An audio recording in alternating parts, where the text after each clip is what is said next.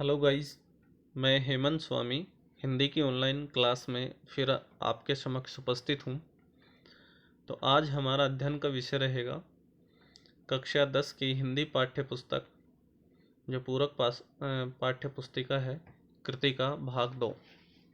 उसका दूसरा अध्याय है जॉर्ज पंचम की नाक, जिसके लेखक हैं कमलेश्वर जी। इस संपूर्ण पाठ का अध्ययन हम पिछले वीडियो में कर चुके हैं। तो अब इसके प्रश्नोत्तर देखते हैं। सभी प्रश्नों को हल करते हैं जो पाठ्य पुस्तक में दिए हुए हैं। प्रथम प्रश्न है, सरकारी तंत्र में जॉर्ज पंचम की नाक लगाने को लेकर जो चिंता या बदहवासी दिखाई देती है वह उनकी किस मानसिकता को दर्शाती है? इसका उत्तर है, सरकारी तंत्र में जॉर्ज पंचम की नाक लगाने को लेकर जो चिंता या बदहवासी दिखाई देती है वह उनकी गुलाम और औपनिवेशिक मानसिकता को प्रकट करती है। सरकारी लोग उस जॉर्ज पंचम के नाम से चिंतित हैं जिसने न जाने कितने ही कहर ढाए हैं।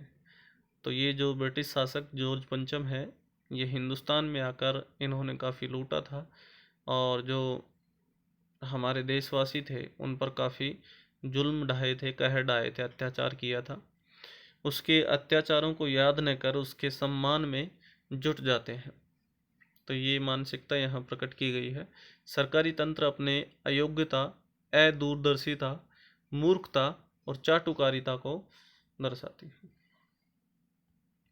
अगला प्रश्न है, रानी एलिजाबेथ के दर्जी की परेशानी का क्या कारण था? उसकी परेशानी को आप किस तरह तर्कसंगत ठहराएंगे?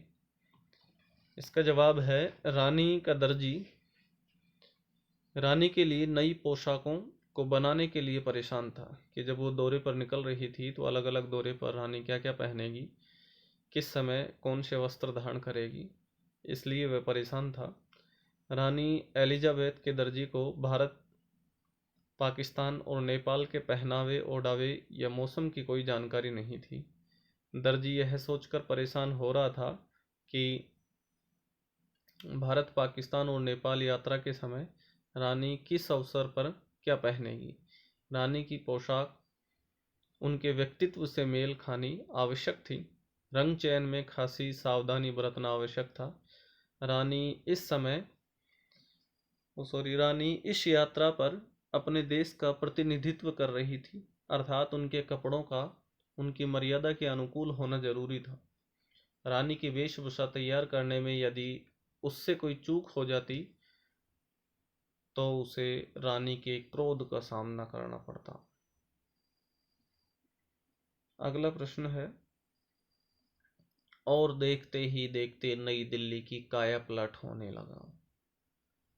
नई दिल्ली की काया पलट के लिए क्या क्या प्रयत्न किए गए होंगे?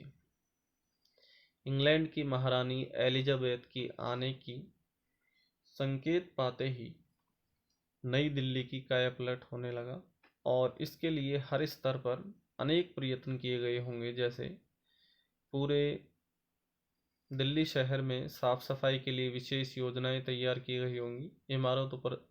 इमारतों पर जमी धूल मिट्टी साफ कर उन्हें सजाया संवारा गया, श्रृंगार किया गया है।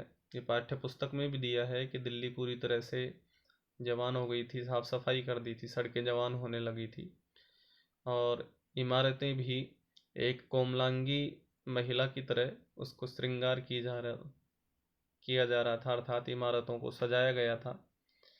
रानी के आवागमन के रास्तों पर प्रकाश की व्यवस्था और सजावट की गई होगी।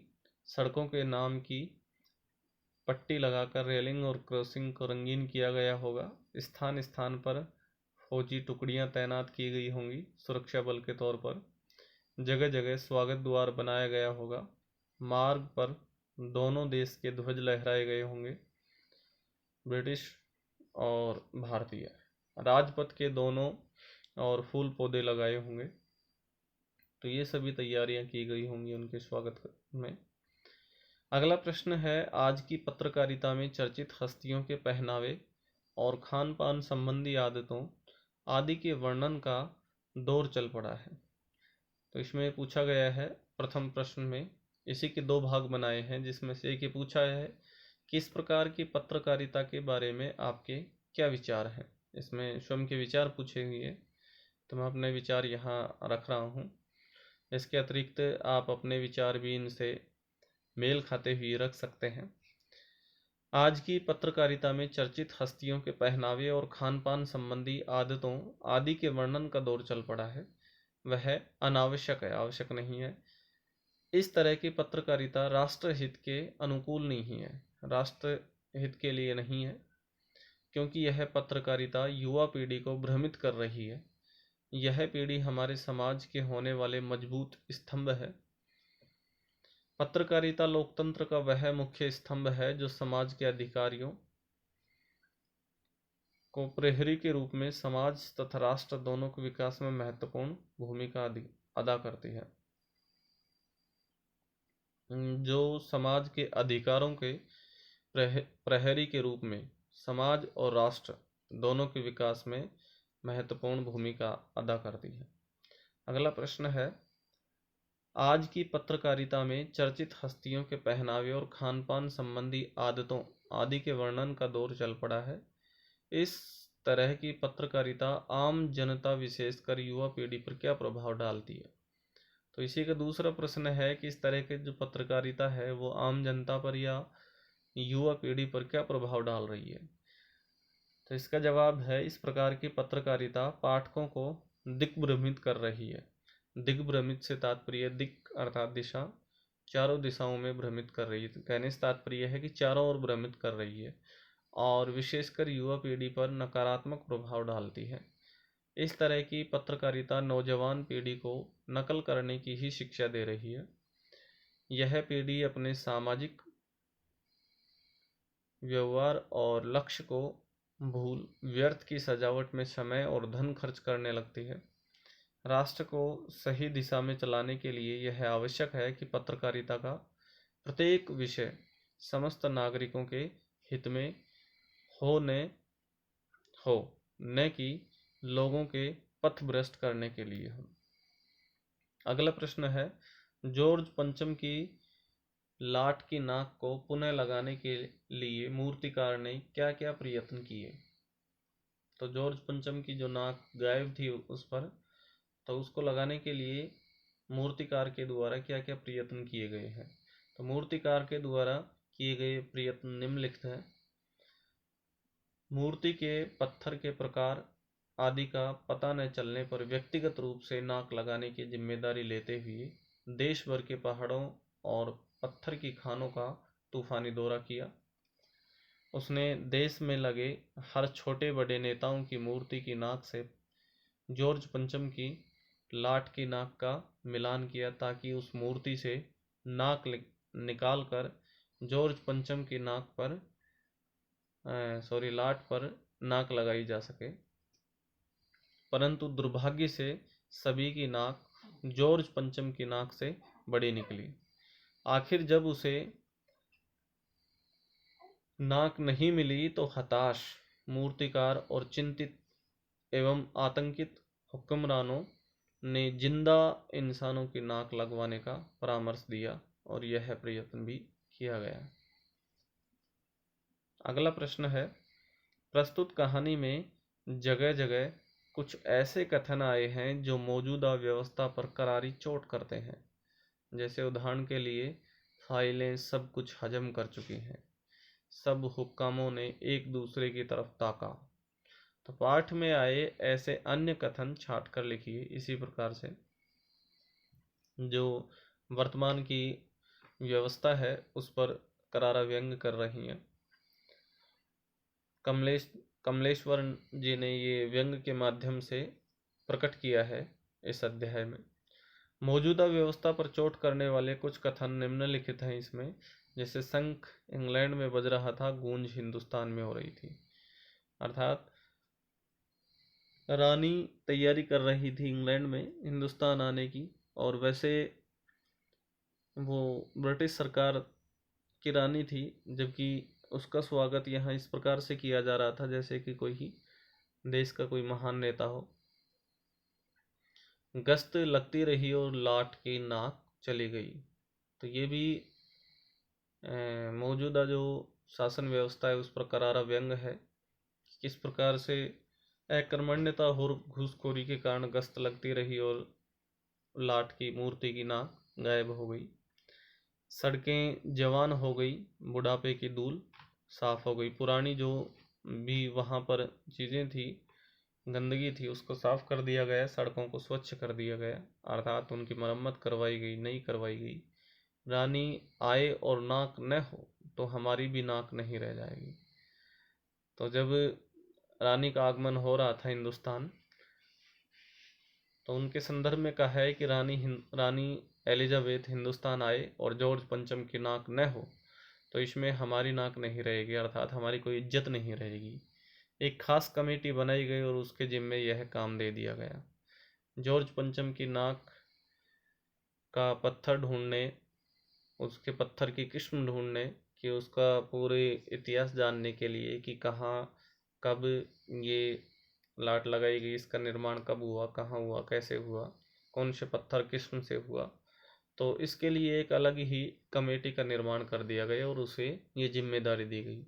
40 करोड़ में से एक जिंदा नाक काट कर लगा दीजिए।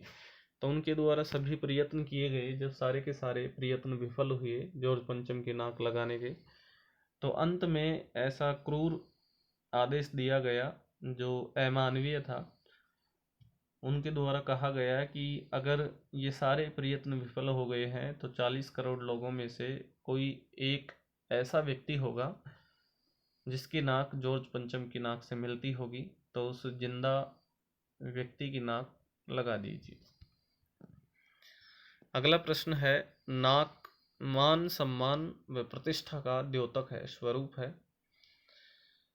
यह बात पूरी व्यंग रचना में किस तरह उभर कर आई है, लिखिए। नाक इज्जत, प्रतिष्ठा, मान, मर्यादा और सम्मान का प्रतीक है। शायद यही कारण है कि इससे संबंधित कई मुहावरे प्रचलित हैं, कि जैसे नाक कटना, नाक रखना, नाक का सवाल, नाक रगड़ना आदि।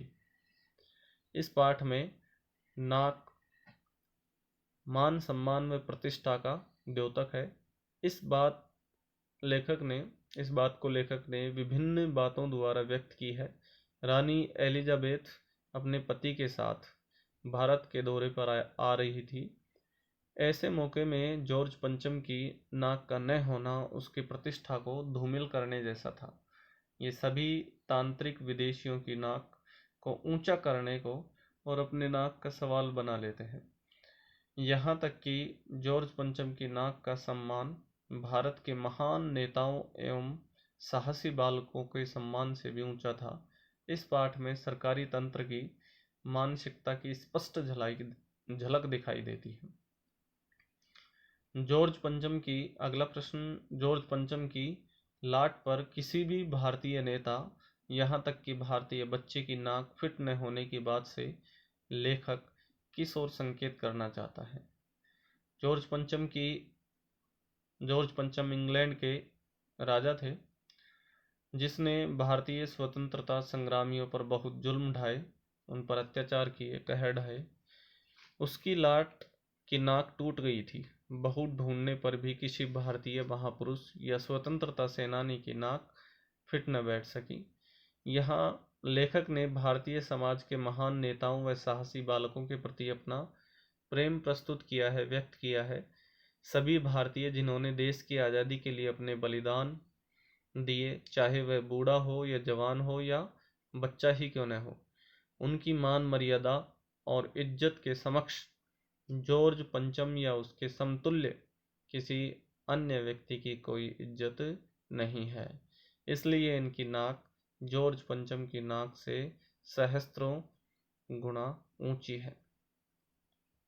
अगला प्रश्न है, अखबारों ने जिंदा नाक लगने की खबर को किस तरह से प्रस्तुत किया।